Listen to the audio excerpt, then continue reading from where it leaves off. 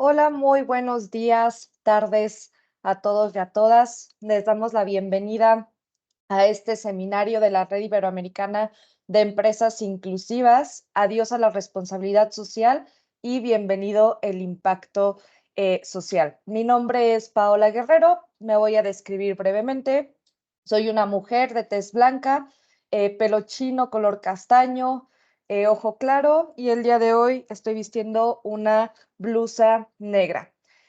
El objetivo de esta sesión es identificar y conocer cuáles son algunos indicadores clave para medir el impacto de la inclusión laboral y social dentro de nuestras organizaciones. Y para ello nos acompaña en la sesión Fernando Estrada Franco. Él es director ejecutivo de Éntrale, Alianza por la Inclusión Laboral de Personas con Discapacidad y presidente de la Red Iberoamericana de Empresas Inclusivas. Para quienes nos están escuchando, nos están viendo, pueden hacer sus preguntas, sus comentarios a través del chat. En este momento tienen su micrófono desactivado, pero si alguien quiere hacer una pregunta en vivo y en directo, puede levantar su mano y al final les damos este acceso al micrófono. Fer, gracias por estar aquí. Bienvenido. El espacio es totalmente tuyo. Perfecto, Paula. Muchas gracias por la invitación. Muchas gracias a todas las personas que están conectadas. Como decía Paula, yo soy Fernando Estrada, director ejecutivo de Éntrale. Ahorita voy a platicar un poco más de Éntrale. Pues me escribo, soy una persona de tez clara, tirándole un poco rosa, pelo café castaño, un poco de barba, traigo una playera, una camisa verde oscuro. Y digo, es para mí un gusto poder venir a platicar un poquito de este tema que, digo, creo que para ninguno de ustedes es algo nuevo, ¿no? Y creo que es algo que tenemos que tratar de definir, entender para que tenga un impacto cada vez mayor dentro de las organizaciones en las que estamos trabajando. Voy a platicar un poquito, una breve introducción de qué es Éntrale.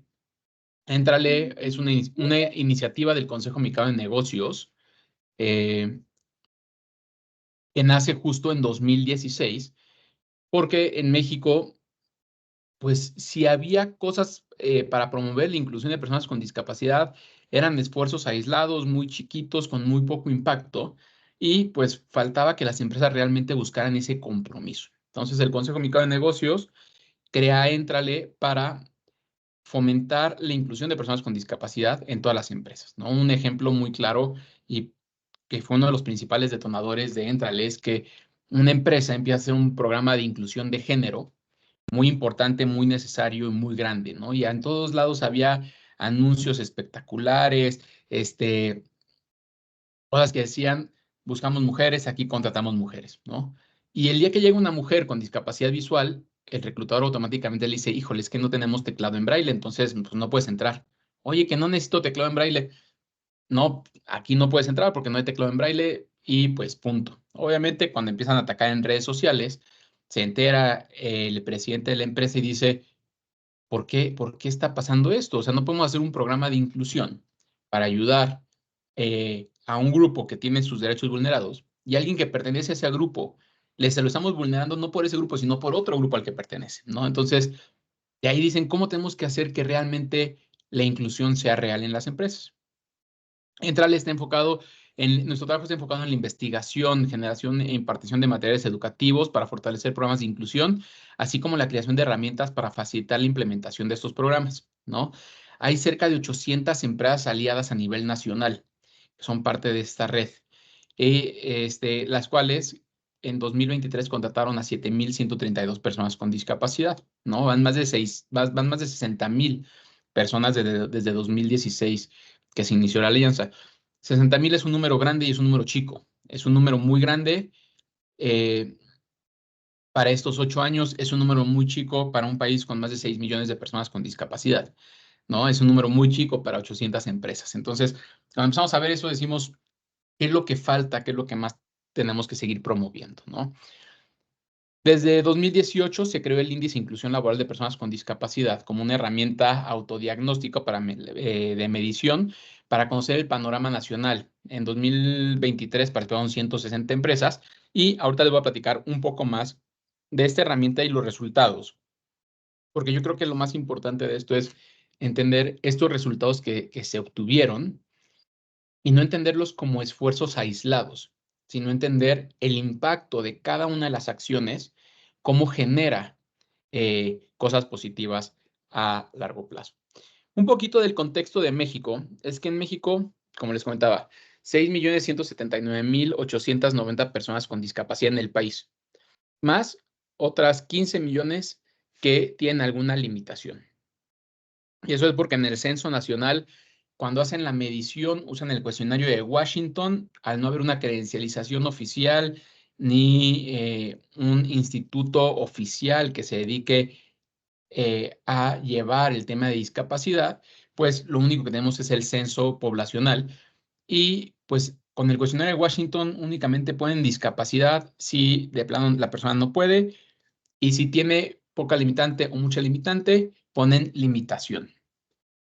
Entonces, pues habrá organizaciones, habrá grupos que manejan que somos 20 millones de personas con discapacidad. Los datos oficiales son los que yo mantengo, son 6 millones de personas con discapacidad. De esto, solo el 30%, 2.5, tiene empleo, ¿no? Pero lo más preocupante es que 7 de cada 10 personas con discapacidad están en empleos informales. Únicamente 3 de cada 10 están en empleo formal. 750,000 personas con discapacidad se encuentran en el empleo formal. Y cuando digo empleo formal, repito, en nuestros censos poblacionales, no estoy refiriéndome a que que tienen seguridad social. Para ellos, un empleo formal es que van todos los días a trabajar. Van 5 veces a la semana a trabajar en una jornada definida. Para eso, en México, eso es lo que el censo maneja como un empleo formal, ¿no? De las 750,000, la mayoría ni siquiera tiene seguro social. Entonces, cuando empezamos a ver eso, empezamos a ver realmente esta disyuntiva y, y sé que no les sorprende, porque sé que en muchos países está igual la situación, ¿no? Pero cuando vemos esto desde el punto de vista económico, nos damos cuenta de lo mal que estamos en el país. Según la encuesta sobre discriminación, la ENADIS, incrementó la discriminación en México. Las personas con discapacidad en 2017, el 24.6 se sentía que había experimentado discriminación. En 2022, el 33.8. Sin embargo, hay que tratar de entender este punto. No es que haya incrementado la discriminación y que cada día seamos peores personas. Es que cada día las personas con discapacidad conocen más sus derechos. Y creo que eso es lo importante. Cada día las personas con discapacidad se dan cuenta que si una empresa les está negando el ajuste razonable, es discriminación. Antes era, bueno, pues me lo están negando, ni modo, porque les sale caro y queremos excusar, ¿no? A las empresas. Pero cada día se reconoce más el derecho y creo que es algo muy importante. Porque una situación que pues pasa en México y no sé en los demás países, es que cuando hablamos de grupos prioritarios, pues cada grupo pues tiene su líder y alza la voz. Y cuando hablamos del grupo de personas con discapacidad, pues las personas con discapacidad dicen, venga, estamos todos. Pero de repente sale, no, es que es más importante atender la discapacidad visual. No, es más importante atender la discapacidad intelectual. No, es más importante atender la discapacidad motriz. Y ya que cada grupo de esos llega, cada grupo empieza también a pulverizarse porque es que es mejor esta fundación, es mejor esta fundación. Y pues hay una eh, pulverización de los grupos de discapacidad y no hay una sola voz y no se busca y no se marcha, ¿no? Entonces, que ahorita, de 2017 a 2022, ya haya mucho más voz, se reconozcan más los derechos, está hablando de que cada día hay más unidad en las personas con discapacidad en México, ¿no? Y eso realmente genera un valor importante y ahorita vamos a tocar ese punto, porque es uno de los puntos que yo leo, que es por lo que la inclusión en las empresas de personas con discapacidad muchas veces queda en el limbo, ¿no? De las personas con discapacidad que fueron encuestadas, el 44.9 mencionó que se siente realmente discriminada al buscar empleo debido a prejuicios, estereotipos hacia este grupo. 44.9 es un número altísimo, ¿no? Y los tres principales puntos por los que las personas con discapacidad se llegan a sentir discriminadas en el proceso de reclutamiento o en sus primeros días en la empresa, pues no, yo los leo como estos tres principales: el capacitismo, el tokenismo y una concepción errónea de la discapacidad. Vamos a empezar por el tokenismo, ¿no? Muchas empresas siguen pensando que la inclusión no como un derecho, sino como un favor.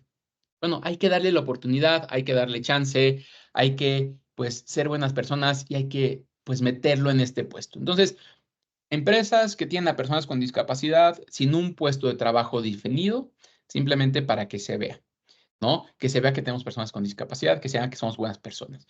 Empresas que únicamente contratan a una persona y tienen a una sola persona y es la que sale en el informe de sustentabilidad y es la que sale en el informe anual y en la foto a los inversionistas y es, pues, no que es un proyecto de inclusión, pero tiene una persona simplemente como una imagen, como un estandarte, ¿no?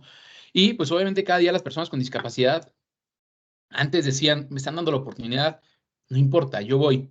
Y ahorita sí como que dicen, oye, pues gracias por la oportunidad, pero tengo talento, yo quiero agregar cosas, quiero ofrecer cosas y nos vamos ahí quedando medio trabados, ¿no? El segundo punto es el capacitismo, ¿no? Y pues se lleva mucho a esta recomendación, a la 8 de la Convención de las Personas con Discapacidad, ¿no? Que definimos, siendo personas sin discapacidad, decimos qué tipo de discapacidad cabe y qué tipo de discapacidad no cabe. En vez de enfocarnos en la persona, decimos quién podría ser o quién no podría ser, ¿no? Entonces, la observación número 8 de la convención dice, esto es discriminación, no hay que hacerlo así, y sigue siendo muy típico en las empresas. Entonces, si tú tienes discapacidad visual, perfecto, acostúmbrate que vas a trabajar en el call center. Si tienes discapacidad auditiva, vas a estar viendo las cámaras de seguridad de la empresa y demás, ¿no? Entonces, las empresas están empezando a trabajar, pero pues erróneamente seguimos cayendo en estos dos factores, ¿no? El otro día una empresa me decía, es que tenemos que hacer programas piloto. Yo le decía, ok, un programa en piloto está perfecto, pero un programa piloto tiene que durar 6 meses, no 3 años. Si yo llevo 3 años contratando a 2 personas de monitoristas y ya no las he corrido, pues entonces ya contrata más. Pero no te quedes con esa idea de decir, es que es programa piloto como una excusa para decir, por eso no hago más, porque sigo probando, sigo investigando, sigo viendo cómo hacerlo mejor. Y el tercer punto, que es algo de lo que las personas con discapacidad suelen, pues, quejarse mucho con nosotros, es que en las entrevistas de trabajo, de proyectos o entrevistas que son para personas con discapacidad, pues hay pues una persona con discapacidad intelectual, una persona con discapacidad visual, una persona con diabetes, una persona con hipertensión, una persona con colon irritado, y de repente terminan contratando a la persona que tiene colon irritado cuando dicen, es que desconozco yo cuál es el nivel de colon irritado que tiene la persona, pero pues no es de los tipos de discapacidad que se marcan en la convención, ¿no? Este, Y ahí empezamos a caer en ese tema de la concepción errónea, ¿no? Se nos olvida realmente cuáles son los puntos que se marcan sobre cuáles son los tipos de discapacidad. Un punto que a mí me llama mucho la atención en este aspecto es un ejemplo que pasó hace poco tiempo en, en Orlando. En Orlando hubo un evento para que la industria de la tecnología contratara mujeres. Querían que hubiera más mujeres en la industria de la tecnología. Y era un evento cerrado y exclusivo para mujeres. Y el 80% de las personas que dejó currículum eran hombres. ¿Por qué? Si era un evento cerrado. Pues porque en el momento que ellos llegaron al registro, dijeron, no, es que soy no binario, entonces, pues no me puedes negar la entrada, ¿no? Entonces, una cantidad de hombres heterosexuales llegaron, se autoidentificaron como no binarios y le quitaron la oportunidad a todas las mujeres por las que habían hecho ese evento. ¿Habrá habido hombres no binarios ahí? Sí, seguramente. Pero en el momento que se hace de esa manera, pues se queda fuera. Y nosotros hemos identificado gente que justo llega y dice, no, pues es que estoy deprimido, y la empresa dice, perfecto, está deprimido, tiene su pastillita, venga. No una depresión clínica diagnosticada, simplemente es, estoy deprimido y el doctor me dijo que me echara Prozac durante 2 meses. Y la persona con discapacidad se queda completamente fuera porque muchas veces para la empresa es más fácil caer en lo que ya estamos haciendo y sacar la banderita, ¿no? Tengo una empresa que cada año nos reporta números estratosféricos de contratación, simplemente porque incluye a todas las personas que utilizan lentes. Entonces, si yo uso lentes para ver, tenga discapacidad o no, tiene lentes, tiene una limitante, discapacidad. Y tiene números de contratación de personas con discapacidad estratosféricos.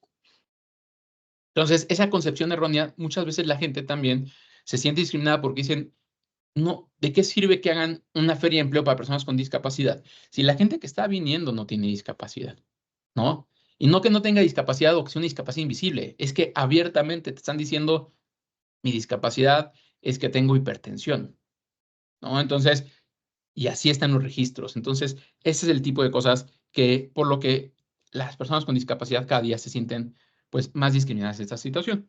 Sin embargo, uno de los puntos principales por los que las personas con discapacidad en México han levantado las manos es el tema de que muchas veces se sigue viendo como un tema de responsabilidad social. Y este puede ser un punto un poco, pues, debatible, ¿no? Habrá gente que dice es que es un proyecto de responsabilidad social y habrá otras personas que dicen es que no es un proyecto de responsabilidad social, ¿no? ¿Qué es lo que pasa en las empresas? Si nosotros vemos cualquier programa de inclusión de cualquier otro tipo, si nosotros analizamos el programa de inclusión de género, ¿qué área de la empresa lo lleva? Recursos humanos, 100%. El 100% de las empresas, inclusión de género lo lleva recursos humanos. LGBT, también recursos humanos. 100% de las empresas llevan LGBT, recursos humanos. Discapacidad, ¿por qué tenemos un 50-50 entre Fundación de Responsabilidad Social y recursos humanos? Porque la visión que se hay completamente es otra. ¿Qué pasaría si una empresa dice, no, es que vamos a poner el tema del LGBT, vamos a llevarlo a la fundación? La comunidad LGBT que forma parte de la empresa se va a levantar la mano y va a decir que ahora somos una causa de caridad o porque es la fundación. Y pues va a explotar y va a decir qué es lo que está pasando aquí. Con las personas con discapacidad, ¿por qué es diferente? ¿Por qué percibimos el trabajo de una persona con discapacidad como un efecto caritativo altruista y no un tema de que está aportando su talento y su valor a la empresa? ¿Cuál es la diferencia? Una persona que está en la comunidad LGBT y tiene discapacidad, ¿la tendría que ver recursos humanos o la tendría que ver la fundación? ¿En dónde quedamos? ¿Dónde queda esa interseccionalidad? Entonces, en ese aspecto, hay que tratar de identificar por qué se está haciendo eso. Y algo muy importante va desde ahí adentro, ¿no?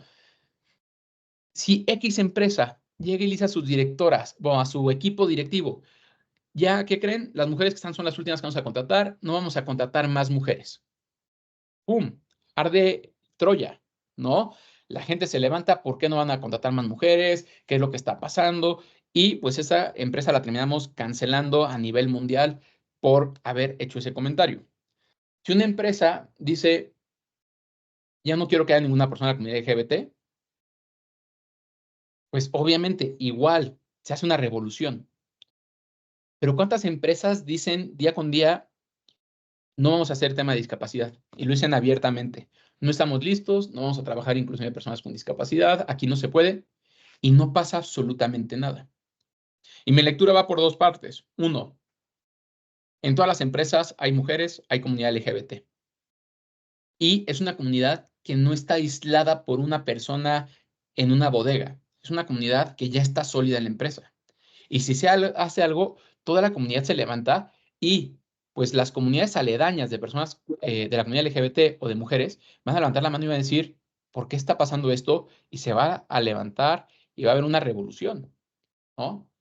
Sin embargo, conforme al diagnóstico que dije hace rato, si se dice eso en una empresa, hay una persona con discapacidad en este centro de trabajo, otra por acá, ni siquiera están vinculados, tienen miedo de que las vayan a correr si dicen algo y dicen, mejor me quedo callado porque ya soy aquí. ¿Para qué me meto en problemas? Mientras no me corran, no hay ningún tema, ¿no? Y eso es lo que pasa. Muchas veces el miedo que se ha infundido a las personas con discapacidad en la empresa de si no te gusta, te corren, y muchas veces ni siquiera por la empresa, por mitos y paradigmas, así como nosotros podemos tener paradigmas sobre discapacidad, las personas con discapacidad también tienen paradigmas y mitos y sesgos sobre los empleadores, ¿no? Entonces, en ese aspecto, estamos quedando ahí en un limbo en donde, ¿quién va a luchar por los derechos? Y creo que esa parte es algo muy importante. ¿Por qué estamos así? ¿Cómo tenemos que levantar la voz para que cada día las personas con discapacidad realmente puedan participar de una manera más libre, sin miedos y no desde un punto de vista de responsabilidad social? Los retos, los indicadores que hay en temas de inclusión suelen ser número de personas contratadas, número de colaboradores capacitados. Punto. La mayoría de las empresas no profundiza más en esos indicadores. Nos quedamos con estos superficiales, cuántas contraté, cuántas personas capacité. El número de contratación, pues una empresa puede tener un 60% de personas con discapacidad y tratarlos fatal. Y ser la empresa menos incluyente, pero los tienes trabajando ahí. Eso no debería ser un indicador real, ¿no? Tenemos que medir la satisfacción de la persona. Tenemos que medir cómo está evolucionando el equipo. Tenemos que medir todo este tipo de factores, ¿no? El tema de capacitación a colaboradores. Hay empresas que dicen, no, es que traje a este conferencista que es un gran conferencista, todo el mundo lloró. Y cuando le preguntas a la persona, oye, ¿cómo te fue después de la conferencia? Dicen, fatal. Se volvió todo un tema asistencialista en donde todo el mundo me quiere cargar, todo el mundo me quiere llevar, porque este cuate les lloró, todo el mundo salió llorando y desde ahí todos me quieren y me quieren llevar comida. Y se cambia, en vez de lograr esa educación por un cambio cultural, se queda en un tema 100% sensibilización, en donde pues no siempre damos el impacto que queremos. Entonces, más bien tenemos que educar sobre las políticas de inclusión, tenemos que educar sobre los derechos, tenemos que educar sobre cómo hacer un proceso 100% accesible, un proceso 100% que genere un impacto positivo, ¿no? Y por el último punto, pues es esta filantropía, es ver no desde un enfoque de derechos, sino de un enfoque filantrópico. Pensar que estamos echándonos la mano, que es algo bonito, que es algo padre, y no realmente enfocarnos en la persona, identificar a la persona, identificar su talento, identificar lo que puede hacer y lo que puede aportar. Entonces, identificando estos factores, es por lo que nosotros desarrollamos en 2018 este índice que les comentaba, el índice de inclusión laboral de personas con discapacidad, ¿no? Es un análisis en donde revisamos minuciosamente las prácticas políticas enfocadas en reclutamiento y retención, políticas y desarrollo, liderazgo y comunicación, accesibilidad, adaptaciones y seguridad. Buscando que las empresas no solamente tengan una contratación o publiquen en su informe de sustentabilidad, sino buscando que tengan un programa de inclusión 100% sólido. Un programa de inclusión que nos ayude a cada una de las empresas no a contratar a más personas con discapacidad, sino que el día que cualquier persona con discapacidad, sin discapacidad de la comunidad LGBT, migrante, expatriado, lo que ustedes quieran, toque la puerta, le digan, aquí puedes entrar a trabajar, ¿no? Son empresas que te valoran, son empresas que te respetan, son empresas que te toman en cuenta. Eso es lo que realmente queremos. Una empresa que vea por la persona al 100, que valore todo su talento, que respete sus decisiones, que respete sus opiniones. Esta herramienta de índice, pues nos ha ayudado a entender estas fortalezas que tienen las empresas, pero también sus áreas críticas, ¿no? Sobre las áreas críticas, nosotros vamos dando recomendaciones personalizadas a cada una de las empresas. Sobre sus fortalezas, nosotros comunicamos las mejores prácticas que puedan llegar a tener. Pero también, viendo las áreas de oportunidad del grupo en general, tratamos de promover políticas públicas para que los legisladores entiendan hacia dónde tenemos que llevar las leyes. Oye, no sirve de nada que pongamos una cuota del 5% si hoy las empresas no están pudiendo llegar a tal porcentaje. No sirve de nada que hagamos esto si las empresas están teniendo estas barreras o si la barrera de transporte sigue afectando.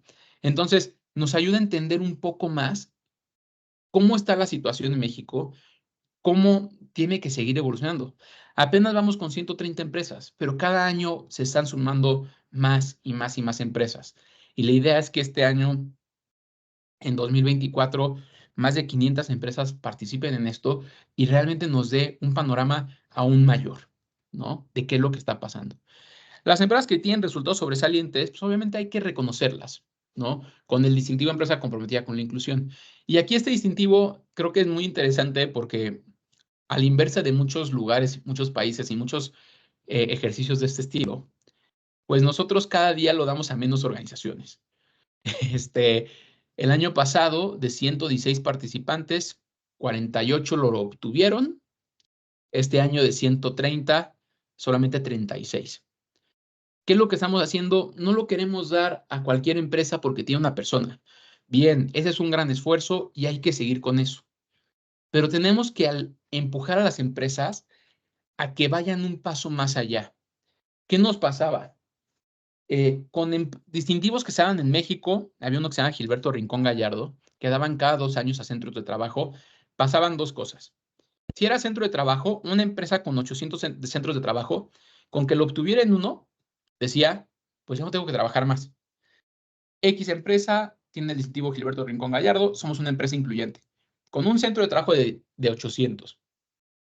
Por otro lado, otras empresas que lo agarran en su corporativo, como era cada 2 años, decían, pues ya lo tengo, me desaparezco año y medio y cuando va a hacer la próxima aplicación, veo qué es, hago 3 mejoras y lo vuelvo a obtener. Entonces, cada 2 años iban teniendo su distintivo sin que tuviera un impacto real, ¿no? Entonces, nosotros dijimos, cada año se tiene que renovar el distintivo y cada año vamos a ir subiendo la escala de calificación, buscando que las empresas sean incluyentes. Por eso el distintivo dice empresa comprometida con la inclusión. Buscamos que las empresas se comprometan y vamos a reconocer a las empresas que estén comprometidas. Sin embargo, del comprometido al incluyente puede haber un gap gigante y tenemos que impulsar a que las empresas realmente lleguen a eso. ¿Por qué? En México hoy no hay política pública que obligue a las empresas a contratar personas con discapacidad. Pero si mañana cae esa política pública y si mañana se obliga a las empresas, ¿qué va a pasar? Las empresas van a preferir pagar una multa, van a preferir pagar una cuota en vez de contratar. Si desde ahorita, que es opcional, impulsamos que las empresas tengan la mejor versión de ellas mismas para, de esa manera, estar listas, el día que caiga cualquier política pública y que nos digan, tienen que tener un 3%, un 5%, va a ser fácil. Tienen que tener políticas, tienen que tener medidas de seguridad, va a ser sencillo. Entonces, hay que seguir moviendo, hay que seguir impulsando. Ese distintivo lo damos de la mano del Consejo Mexicano de Negocios, el Consejo Coordinador Empresarial y la Coalición México por los Derechos de las Personas con Discapacidad. Entonces, estamos buscando ciertos aliados que nos ayuden a darle valor y que de esa manera sea cada día más impactante para las empresas, ¿no? Tuvimos apenas la entrega el pasado viernes, muchas empresas que no se lo llevaron, pues obviamente bastante molestas, pero creemos también que es importante, pues ir subiendo estas métricas. Algunos de los resultados que salieron, y por eso les digo que más allá del número de personas contratadas, tenemos que entender, o sea, cuáles son los indicadores que tenemos que medir, ¿no? Por ejemplo, el 75% de las empresas alcanzó sus objetivos de contratación de personas con discapacidad. Bueno, al revés, vamos a empezar con el primero, ¿no? El 95% de las empresas participantes estableció metas específicas de contratación. Ese, pues, no es un objetivo de decir, tienes que tener, no es un indicador el decir tienes que tener metas, pero nos va a llevar a todo lo demás. Los que establecieron metas, el 75% alcanzó objetivos de contratación, el 85% capacitó a sus reclutadores, ¿no? El tener una meta específica ya te impulsa a capacitar a colaboradores. Entonces, si tienes que contratar, ¿cómo estuvo la capacitación de sus colaboradores? No sirve de nada todas las empresas que dicen, voy a contratar, pero no publico vacantes y no capacito. Y aquí uno que me gusta mucho es este. El 26% de las empresas abrió todas sus vacantes a personas con discapacidad. Y esto representa el 67% de la contratación. Este indicador, para mí, es uno de los indicadores más importantes de este índice. Entender que las empresas que abrieron todas sus vacantes, no vacantes específicas, abrieron todas sus vacantes, representaron el 67% de las contrataciones. O sea, de esas 7,000 personas contratadas, el 26%, o sea, son de empresas, el 67% son de empresas que dijeron, voy a abrir todas mis vacantes a la contratación de personas con discapacidad. Entonces, ¿a qué voy? No se trata de definir nada más contratación, retención y capacitación. ¿Qué hay detrás de la contratación? ¿Hay capacitación o no hay capacitación? ¿Mi capacitación me lleva algo de retención o no me lleva algo de retención? ¿No? El definir un objetivo, el definirme yo una meta de contratación, ¿me está ayudando a implementar la contratación o no me está ayudando a implementar la contratación? En tema de liderazgo, la implicación de la alta dirección ha demostrado ser un catalizador en las iniciativas de inclusión, ¿no? El 10% de las empresas cuenta con al menos una persona con discapacidad en el equipo directivo senior. Esto para mí es un dato muy importante, que estamos hablando de que 11 empresas de las 3 empresas de las 130 tienen a una persona con discapacidad en el equipo directivo senior. ¿A qué me refiero? Desde el director general o alguien del primer nivel, ¿no? Esto para mí es un incremento y nosotros estamos midiendo esto año con año, tratando de entender cómo se va logrando. Antes, este porcentaje lo teníamos en temas gerenciales. Únicamente el 10% de las empresas tiene personas en gerencias. Hoy ya lo estamos escalando a un nivel de directivo senior y eso genera un valor impresionante. El 41% de los CEOs han demostrado su compromiso en eventos internos. Aquí nos falta que las empresas identifiquen este compromiso apoyó a que más empresas, y esos son los indicadores que tenemos que tener nosotros. Voy a poner a mi CEO hablando de la inclusión en un town hall o en un evento. Hay forma de que entonces las empresas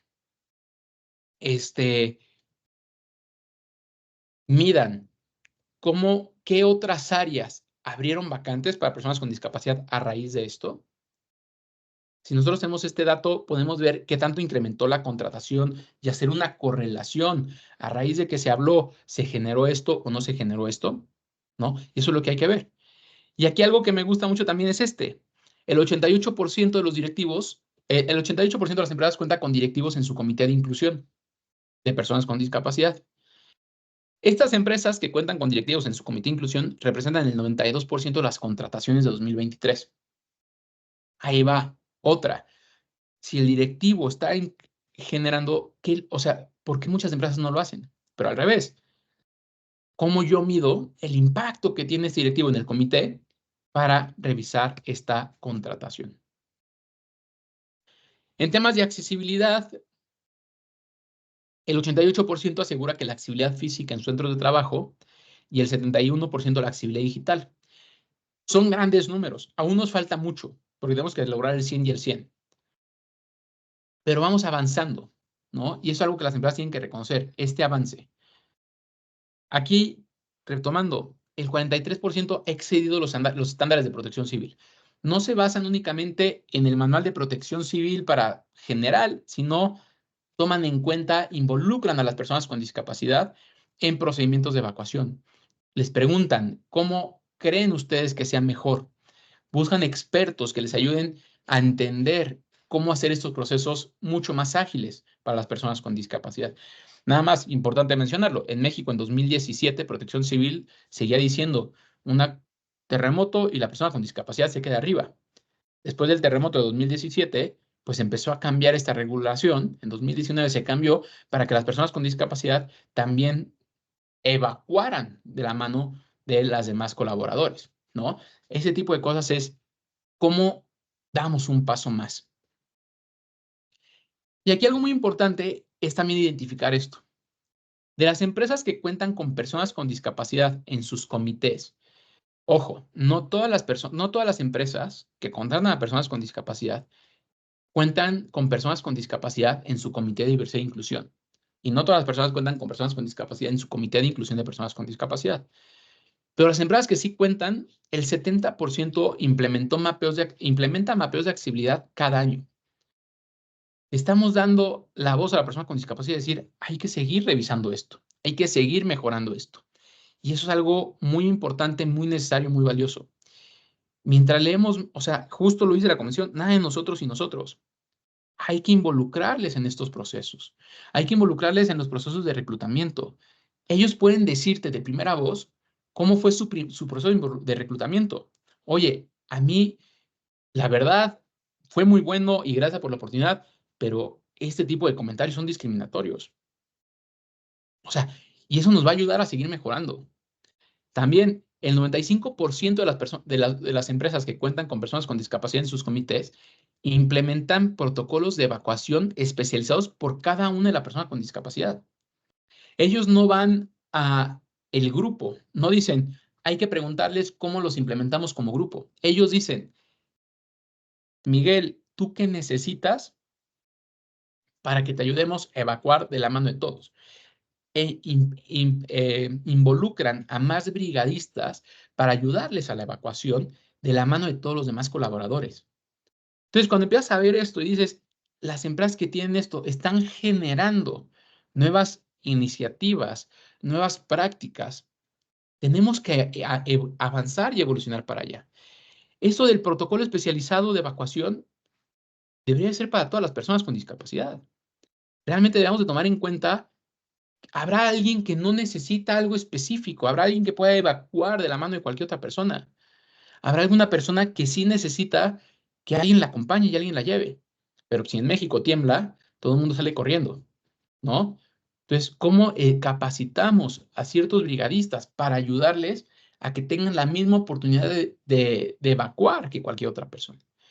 Y para mí esta parte de la seguridad es muy importante porque, le repito, sigue siendo el mito de si es persona con discapacidad que se quede arriba. Pues no. Si tenemos que evacuar, evacuamos todos, ¿no? En temas de capacitación, en 2023, pues se rompió un récord de 16,906 horas de capacitación por parte de las empresas. 16,906 horas de capacitación. Y eso habla de este impacto y de lo que están buscando las empresas para realmente seguir fomentando. El 91% de las empresas capacitó en temas de inclusión laboral de personas con discapacidad. El 81% capacitó al equipo de reclutamiento y esas empresas que capacitaron al equipo de reclutamiento representan el 78% de las contrataciones. Y el 56% abrió todas sus vacantes a personas con discapacidad, ¿no? Las empresas que abrieron, que capacitaron a sus reclutadores o que capacitaron a líderes, el 56% de estas abrieron todas sus vacantes a personas con discapacidad. Repito, ese es un gran paso y hay que tratar de seguir fomentando este tipo de prácticas, ¿no? Hablando de estrategias y metas, los programas de inclusión están demostrando trascender la filantropía, volviéndose un pilar estratégico de las organizaciones. Antes nos pasaba que tenían una meta de contratación y una meta de capacitación o una meta de inclusión en general, pero no había una estrategia que respaldara esta meta. No había una estrategia cuál seguir, porque era al ahí se va. Era, pues estamos a meta, hay que contratar, pues hay que participar en alguna feria de empleo, y esa era la máxima estrategia que tenían. Hoy ya hay estrategias fundamentales para esto, ¿no? Un ejemplo clarísimo es este.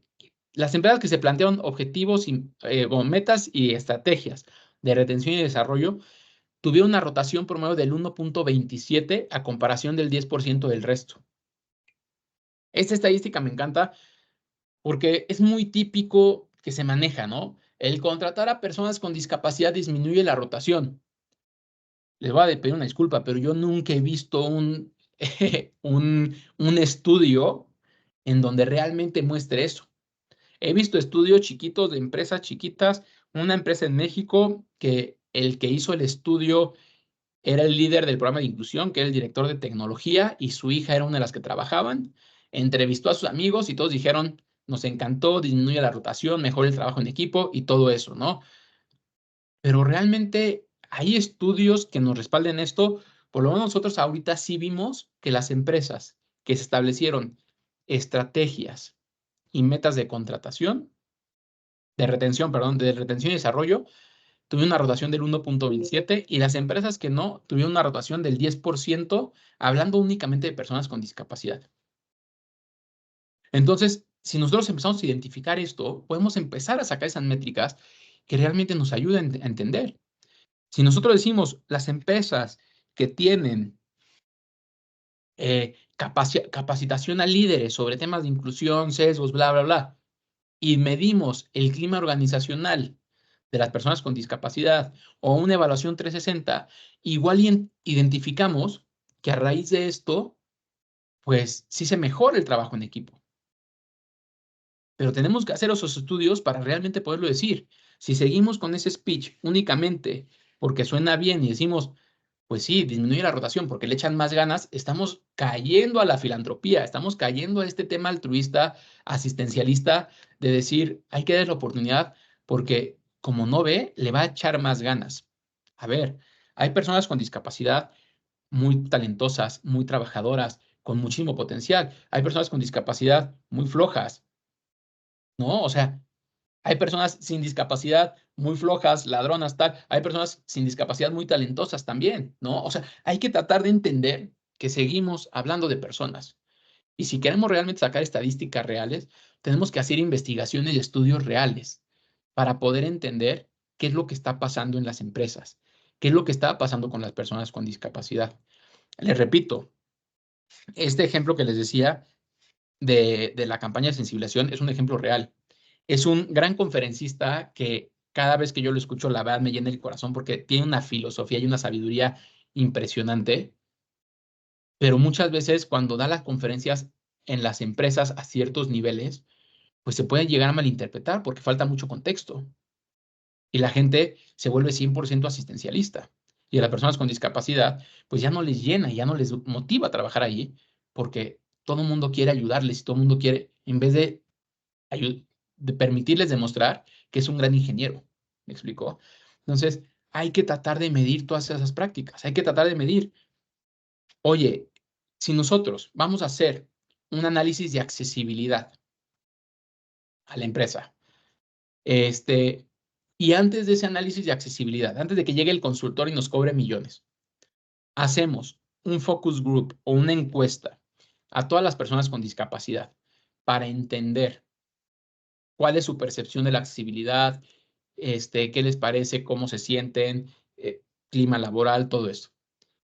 Hacemos las adecuaciones y a los 3 meses le hacemos otra, pues igual ahí vamos a ver cuál fue el impacto de ese análisis de accesibilidad y de esas mejoras.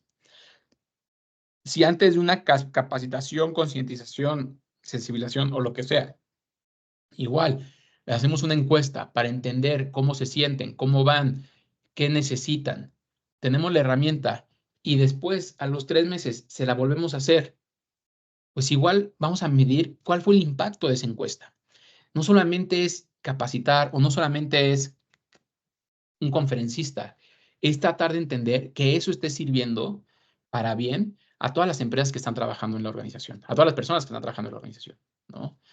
Entonces, creo que, digo, si venían aquí a que les diera las claves y las fórmulas secretas para sacar indicadores y poder medir, creo que aquí es algo muy personal de cada organización. Lo único que yo les digo es, hay que tratar no solamente de medir esfuerzos aislados que se pueden cubrir pues con el trabajo propio. Capacito, le invierto en capacitación, le invierto un headhunter para que contrate, sino cómo realmente logramos cambiar la cultura de inclusión en la empresa. Si voy a hacer una capacitación, ¿por qué necesito esa capacitación? Mis colaboradores me han dicho que necesitan, las personas que trabajan en mi empresa me han dicho que han identificado algo. Yo he identificado algo. Si tengo capacidad de liderazgo, lo estoy haciendo por un berrinche, lo estoy haciendo por algo, lo estoy haciendo porque es lo que se hacen las demás, o realmente estoy identificando alguna necesidad. Entonces, en ese sentido, si nosotros nos enfocamos en eso y decimos, ¿cómo vinculo diferentes indicadores? ¿Cómo voy a poder realmente sacar información valiosa que me ayude a medir que mi programa de inclusión realmente está creciendo y madurando? Eso es lo que necesitamos. No es números, es cómo logro que mi programa de inclusión crezca y madure para que eventualmente no se hable del programa de inclusión, sino que cualquier persona que se acerque a la empresa y toque la puerta, le podemos decir, vas, jala, porque ya no hay una barrera tecnológica, porque no hay una barrera en políticas, porque no hay una barrera en liderazgo, porque pues no se vive la discriminación y si hay discriminación, hay métodos de denuncia. Nadie reporta, ninguna sola empresa reporta cuántas quejas de discriminación hubo o cuántas denuncias de acoso hubo. No, es que es información confidencial. Ok, pero no los reportes externos, pero tú usas esa información para saber qué tienes que hacer. Creo que el tema de los programas de inclusión es eso, es usar la información para realmente generar un mayor impacto. Hay que olvidarnos completamente de los números, es esos números qué significan. Y la clave no es tener fórmulas que no entendamos cómo funcionan, sino tratar de entender realmente cada acción que yo tomo dentro de la empresa, cada acción que toma mi comité de diversidad e inclusión, qué impacto tiene. Cada acción que suscita en mi empresa, hubo una renuncia, qué impacto tuvo, cuál fue la causa. Y mientras veamos eso, vamos a poder realmente darle el lugar a las personas con discapacidad. Dejar de ver esto como un modelo filantrópico, dejar de ver eso como un modelo altruista y entender este programa de inclusión como con este enfoque de derechos, entendiendo la importancia de cada persona, la importancia de retener a cada persona, la importancia de desarrollar a cada persona y sobre todo de crear para cada una de las personas con discapacidad que trabajan en la empresa el lugar que ellos merecen para poder trabajar y desarrollarse. ¿Va? Pues yo con esto me despido. No sé si haya dudas, comentarios, quejas o sugerencias. Todo es Muchas, bienvenido. Muchas gracias. muchas gracias, Fer.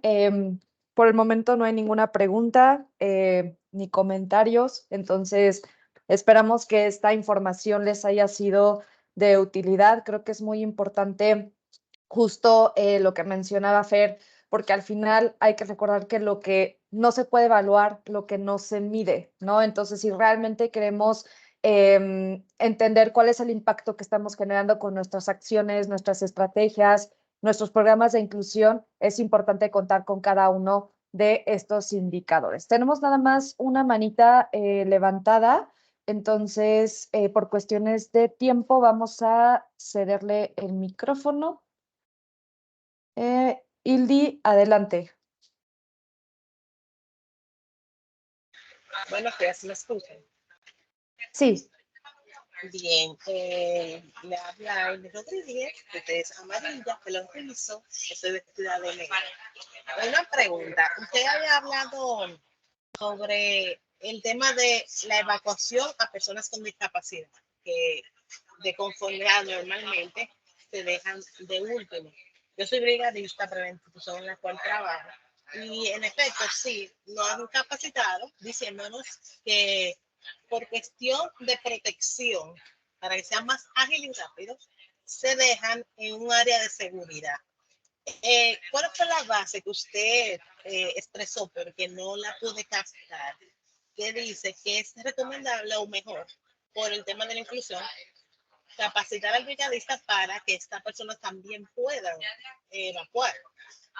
Gracias. Va, buenísimo. Gracias, Ildi. Sí, a ver, y te digo, aquí en México también decían que se quede en un área segura y muchas empresas siguen aplicando el área segura. Pero ¿por qué deberíamos dejarlos en un área segura? Digo, aquí en México ningún área es segura en un edificio, en un terremoto, ¿no? Pero, ¿cuál sería la situación por la cual alguien quedaría en un área segura y otro grupo de personas no? ¿No? Y creo que es algo muy importante. Hay métodos para evacuar de manera ágil a personas con cualquier tipo de discapacidad, ¿no? ¿Qué es lo que pasa muchas veces en esta narrativa de dejarlos en un área segura? En un área segura se queda la persona con discapacidad auditiva, discapacidad visual, discapacidad intelectual, discapacidad física. Entonces, o sea, habrá gente que puede evacuar sin ningún tema, pero como la norma dice, se queda en el área segura, pues se quedan todos. Te digo, hay modelos y métodos para evacuar, ¿no? ¿Qué es lo que se ha implementado en muchas empresas?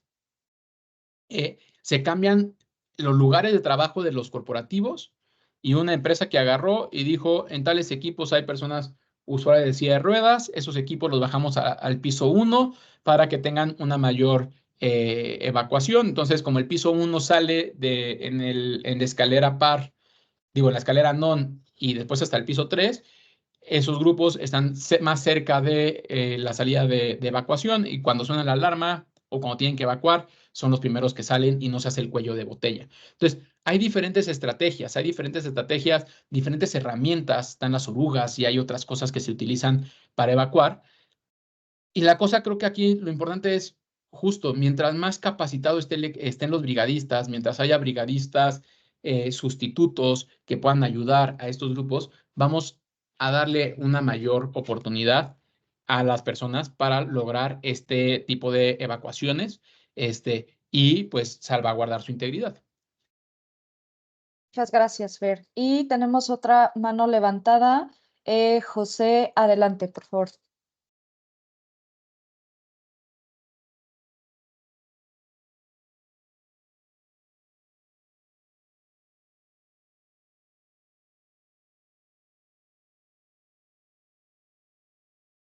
No sé si nos escuchas. José, ¿ya tienes habilitado tu micrófono?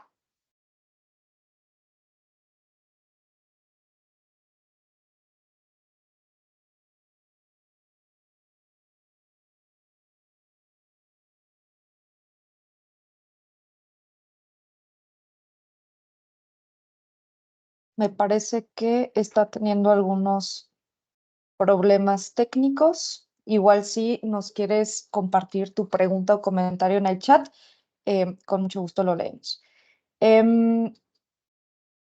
Por aquí hay varios comentarios, Fer. Excelente plática.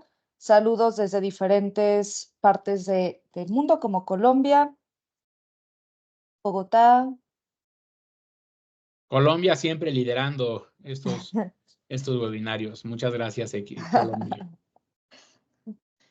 Y por aquí hay un comentario de Rosa María. Se necesitan políticas públicas e institucionales que midan el cambio cultural, organizacional y social. Sin políticas pertinentes junto al cambio cultural será difícil la inclusión real. Gracias por el espacio. Y una última pregunta, Andrés Escobar. Ya tienes habilitado tu micrófono.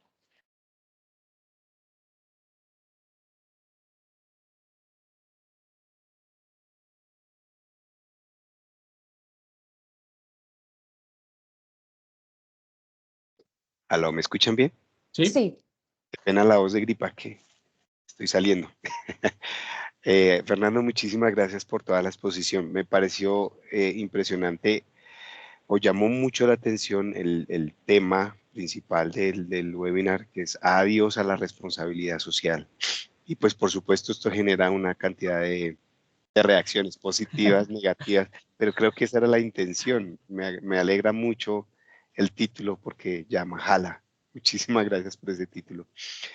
Estuve muy atento a todas las cifras, creo que tengo que revisarlas, analizarlas, porque hay muchas cosas que en Colombia también se tienen, pero también es bueno ver otros espacios para mejorar.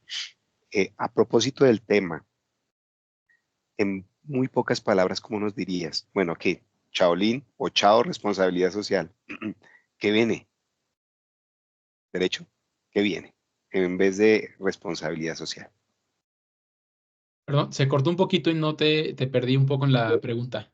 No, digamos que si no vamos a tener responsabilidad social, ¿Con qué lo vamos a reemplazar? De pronto para irnos con la palabra clave.